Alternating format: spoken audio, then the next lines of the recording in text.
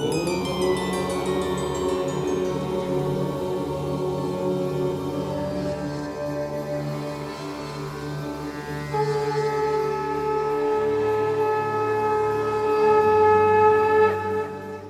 झूलेलाल। मां मोहित सतपाल तव्हां सभिनीनि जो स्वागत थो कयां अॼु जे एपिसोड में। हलो त शुरू कयूं तारनि जो खेल। शुरू कयूं था अॼु जी तिथीअ सां।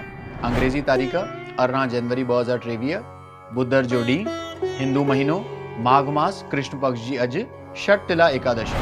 हलो त शुरू कयूं अॼु जे राशि फल सां। मेष राशि। मेष राशि वारनि खे अॼु सुख जी प्राप्ति, स्वास्थ्य में सुधार ऐं धन जो लाभ थींदो। अॼु जे लाइ उन्हनि जो ॾींहुं ॾाढो सुठो आहे। वृषभ राशि। वृषभ राशि वारनि खे अॼु पंहिंजी अखियुनि जो ऐं पंहिंजे पेट जो ध्यानु रखिणो आहे। काई बि शइ खाइण खां पहिरियों सोचणी आहे ऐं पोइ ई खाइणी आहे। पंहिंजे घर वारनि जे साण वाद विवाद सां बचणो आहे। बाक़ी हुननि जो ॾींहुं ठीकु ई गुज़रंदो। मिथुन राशि।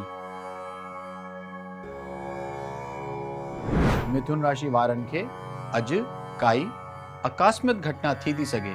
हुन सां बचण लाइ तव्हांखे हनुमान जी आराधना करण ऐं उपासना करणु खपे। धन लाभ थी थो सघे। तव्हांजो ॾींहुं ठीकु ई वेंदो। कर्क राशि। कर्क राशि वारनि जे लाइ अॼु धन लाभ थी थो सघे, पर पंहिंजी सेहत जो हुननि खे अॼु जाम ध्यानु रखिणो आहे, छो त रोग थियण जी संभावना आहे ऐं ॻाल्हाइणो बि सोचे सम्झे करे आहे। वाद विवाद थी था सघनि। सिंह राशि।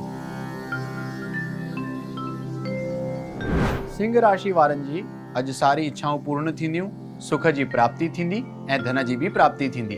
हुननि जे लाइ अॼु जो ॾींहुं ॾाढो सुठो वेंदो। कन्या राशि।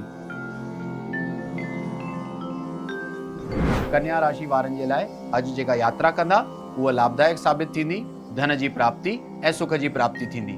अॼु हुननि जो ॾींहुं ॾाढो सुठो वेंदो। तुला राशि। तुला राशि वारनि खे अॼु पंहिंजो ख़र्च सोचे सम्झी करे हलाइणो आहे, न त धन जी हानि थी सघे। हुन सां बचण जे लाइ तव्हांखे पखियुनि खे दाणा विझणु खपनि त तव्हांजो धन हानि बची थी सघे। स्वास्थ्य तव्हांजो ठीकु ई रहंदो। वृश्चिक राशि। वृश्चिक राशि वारनि खे अॼु पंहिंजे कम में, हिसाब किताब में वधीक ध्यानु ॾियणो पवंदो, न त नुक़सान थी थो सघे। नुक़सान सां बचण जे लाइ तव्हांखे भॻवान शिव जी आराधना करणु खपे। हुन सां तव्हांखे धन लाभ बि थींदो ऐं तव्हांजे स्वास्थ्य में बि सुधारो अची वेंदो। धनु राशि। धनु राशि वारनि जे लाइ अॼु जो ॾींहुं अति उत्तम ऐं ॾाढो सुठो आहे। हुननि खे अॼु स्वास्थ्य में बि लाभ थींदो ऐं धन में बि लाभ थींदो। हुननि जे लाइ अॼु जो ॾींहुं ॾाढो सुठो वेंदो। मकर राशि। मकर राशि वारनि जे लाइ अॼु उन्नति करण जो ॾींहुं आहे। घणे टाइम खां अटकियल कोई कमु अॼु पूरो थियण जी संभावना आहे। अॼु जो ॾींहुं हुननि जे लाइ ॾाढो सुठो साबित थींदो। कुंभ राशि। कुंभ राशि वारनि जे लाइ अॼु जो ॾींहुं पंहिंजे धन खे ऐं स्वास्थ्य खे संभालण वारो ॾींहुं आहे। पंहिंजे घर वारनि सां ऐं पंहिंजे रिश्तेदारनि सां अनबन या वाद विवाद थियण जी संभावना आहे, त हिन करे सोचे सम्झे करे ॻाल्हाइणो आहे। मीन राशि। मीन राशि वारनि जो अॼु स्वास्थ्य सुठो रहंदो। धन वधीक ख़र्च थी थो सघे। मां लक्ष्मी जी उपासना करण सां तव्हां हुन सां बची था सघो। अचो त ॾिसूं छा आहे अॼु ज्ञान जे पिटारे में। भगवान गणेश। भगवान गणेश खे असां विघ्नहर्ता बि चवंदा आहियूं। कोई बि कमु या कोई बि पूजा शुरू करण खां पहिरियों हुननि जो ई नालो वठियो वेंदो आहे। चवंदा आहिनि उहे सुख करता, सभु दुख हरता ऐं विघ्नहर्ता आहिनि।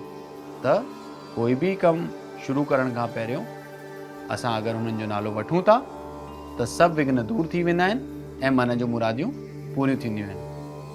त अॼु खां पोइ तव्हां बि यादि रखिजो, कोई बि कमु शुरू करण खां पहिरियों 11 दफ़ा भगवान गणेश जो नालो वठी करे उहो कमु शुरू कंदा त तव्हांजी मन जी इच्छा ज़रूरु पूरी थींदियूं। त अॼु जो एपिसोड हिते ई समाप्त था कयूं। सुभाणे वरी मिलंदासीं तारनि जे खेल में। तेसि ताईं ॾिसंदा रहो सिंधी फ्लेक्स, सिंधियुनि जो पहिरियों OTT। सत्य सनातन धर्म की जय। जय झूलेलाल।